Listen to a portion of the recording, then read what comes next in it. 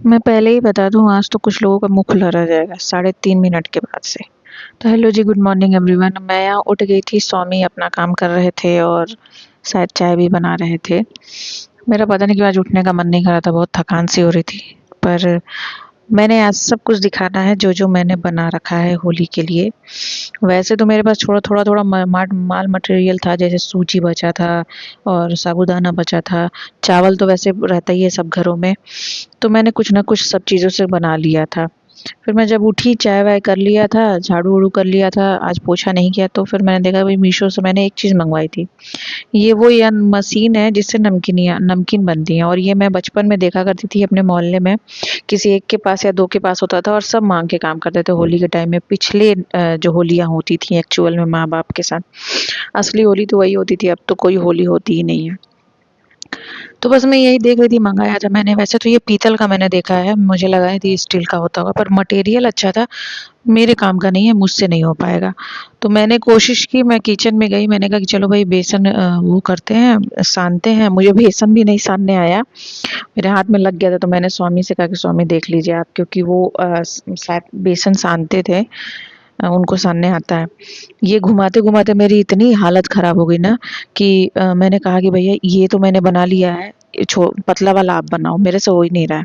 और पता नहीं क्यों जो प्लेट लगा रखी थी वो मटेरियल में ही चला जा रहा था, मटेरियल ऊपर चला रहा था और नीचे कुछ बच ही नहीं रहा था। फिर मैं एकदम थक गई थी, मुझसे नहीं हुआ, मेरे हाथ में पेन होने लगा।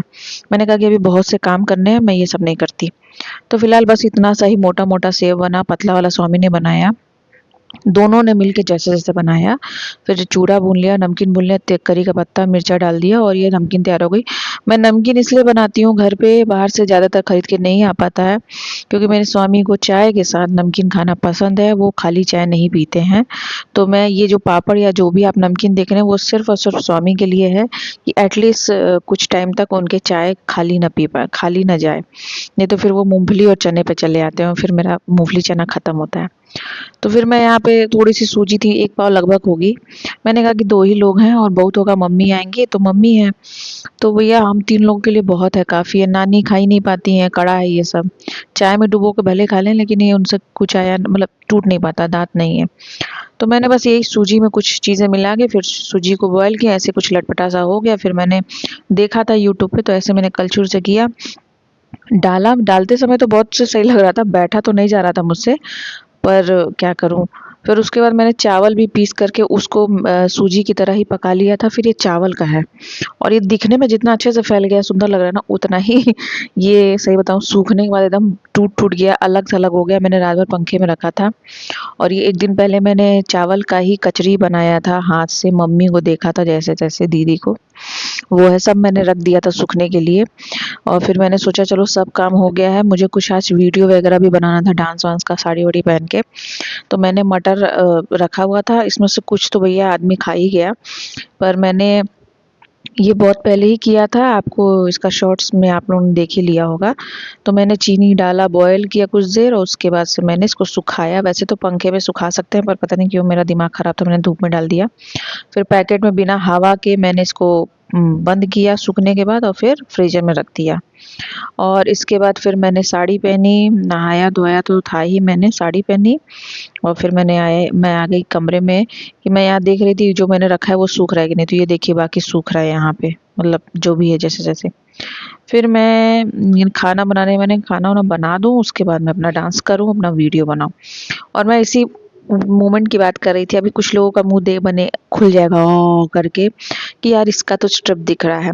तो भाई मैं क्या बताऊँ, ब्लाउज़ स्लीवलेस है, वैसे कोई दिक्कत नहीं स्लीवलेस की, ब्लाउज़ ढीली है मेरे में, कंधा बह रहा है और मेरे अंडरगारमेंट का भी कंधा बहता है, इसलिए बस जो भी है। तो मैंने यहाँ पे आलू गोभी की सब्जी बनाई और दाल बना रही थी, तो कुकर ने बोल दिया, मतलब उसका हैंडल में पता नहीं क्या हो गया, हवा निकलने लगा, सीटी से नहीं, एक जो आगे छोटा सा बनता है उससे हवा निकलने लगा। तो मैंने खोल के फिर दाल पकाया, मतलब हैंडल खराब हो गए मेरे। मैं जब से आई हूँ ना, कुकर पता नहीं क्यों सही काम करता ही नहीं है, पानी ही फेंकता रहता है, कभी ये खराब कभी वो खराब, बाप रे बाप। फिर मैंने चाय बनाया, मैं थोड़ा-सा आराम की, फिर मैंने चाय पिया, फिर वीडियो वगैरह बनाया, डांस वांस किया, थोड़े से फ़ोटो खिंचवाए अकेले स्वामी के साथ, स्लो-मो बनवाया। फिर उसके बाद मुझे कुछ कपड़े देने थे, तो मैंने वो सब निकाल के रखे और फिर मैं किचन में आ गई थी, चाय-वाय रखा मैंने।